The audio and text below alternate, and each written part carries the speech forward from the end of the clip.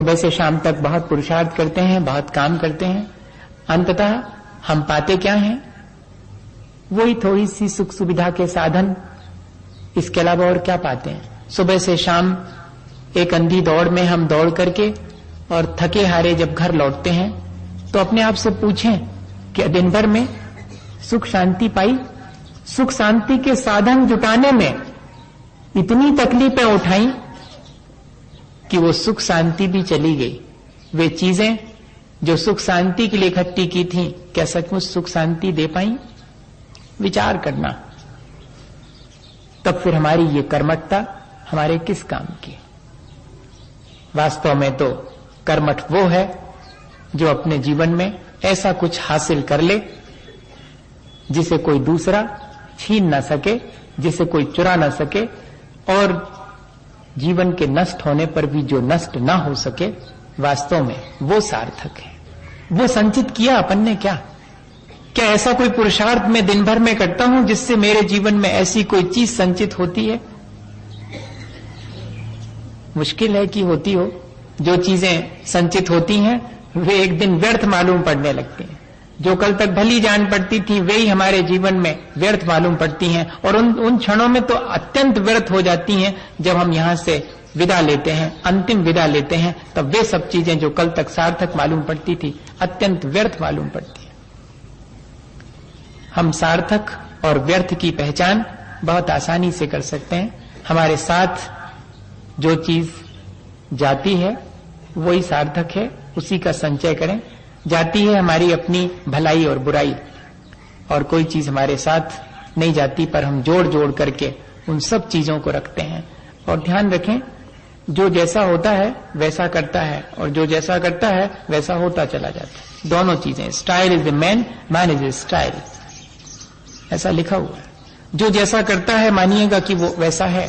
मैं अगर झूठ बोलता हूं तो मैं झूठा हो गया, ठीक है ना? मैं चोरी करता हूं तो मैं चोर कहलाऊंगा। ये बहुत सीधी सी चीज है। मैं जो करता हूं वैसा होता चला जाता हूं।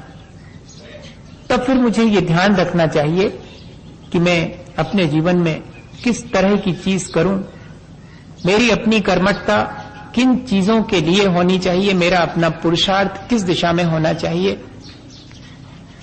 और दूसरी चीज, कोई चोर हो तभी ना चोरी करेगा, कोई झूठा हो तभी ना झूठ बोलेगा। तो हम जैसे होते चले जाते हैं वैसे ही फिर करने के लिए मजबूर हो जाते हैं। पहले हम करते हैं, फिर बाद में हम उन्हीं सब चीजों को दोहराने के लिए मजबूर होते चले जाते हैं। पहले हम झूठ बोलते हैं, आत्मा हमारी झूठी हो जाती है, और फिर उस झूठी आत्मा से हम झूठ बोलने के लिए मजबूर होते चले जाते हैं। ये एक विशेष सर्कल जो हमने खुद अपने लिए निर्मित किया है, किसी और ने नहीं निर्मित किया है। तब बहुत जरूरी है इस बात को कि हम जैसा होना चाहते हैं वैसा ही क्यों ना करें।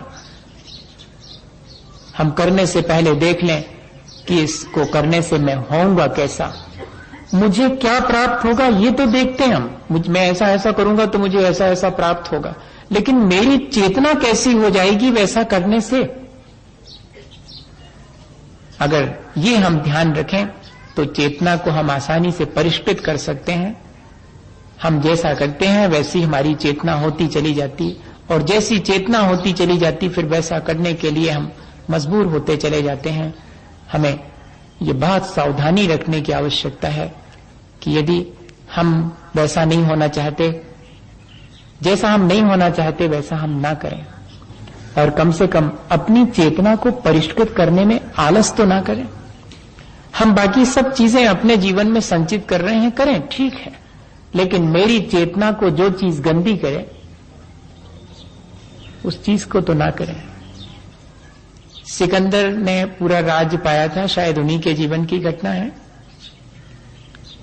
और वो एक दिन कहीं जंगल में भटक गए थे, तो बहुत प्यास लगी थी उनको। तो जब प्यास लगी तो किसी से कहा कि पानी खोजो, तो बामुश्किल पानी मिला, और एक लोटे पानी मिला। लेकिन वो जिसके पास एक लोटे पानी था उसने कहा कि मैं पूछना चाहता हूं तुम्हारे राजा से कि वो मुझे क्या दे सकता है इस एक लोटे पानी के एवज में। तब उसको लाया गया था कि चलो हमारे राजा से पूछ लो। एक लोटे पानी का क्या दोगे?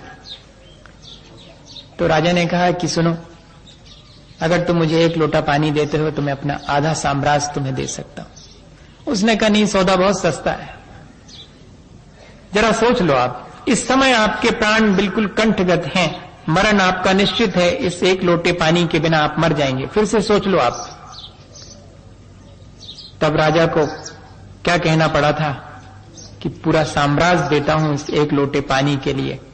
तब बहुत जोर से हंसा था वो गरीब व्यक्ति जिसके पास एक लोटा पानी था। उसने कहा बहुत अच्छा हुआ, पूरा साम्राज्य काय के लिए, काय के लिए, एक लोटे पानी के लिए इतनी मेहनत करी,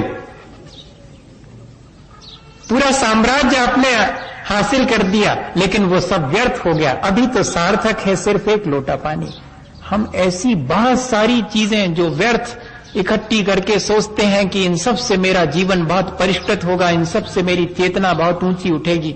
इन सब चीजों से आज तक हमारी चेतना ऊंची नहीं उठी। मैं ये नहीं कह रहा हूं कि आज घर जाकर के और आप सारी चीजें बाहर फेंक, क्योंकि कुछ भी नहीं, ऐसा नहीं कह रहा। लेकिन मैं सिर्फ ये कह रहा हूं कि हम विचार क्यों नहीं कर रहे कि ये सब चीजें मेरे पास हैं, काहे के लिए मैंने संचित की थी कि मेरी चेतना ऊंची उठे, मैं चेतना को हमेशा परिष्कृत करते रहूं। यही मेरे अपने जीवन का लक्ष्य होना चाहिए। सारी कर्मठता इस बात में मेरी लगे, सारा पुरुषार्थ इस बात में मेरा लगे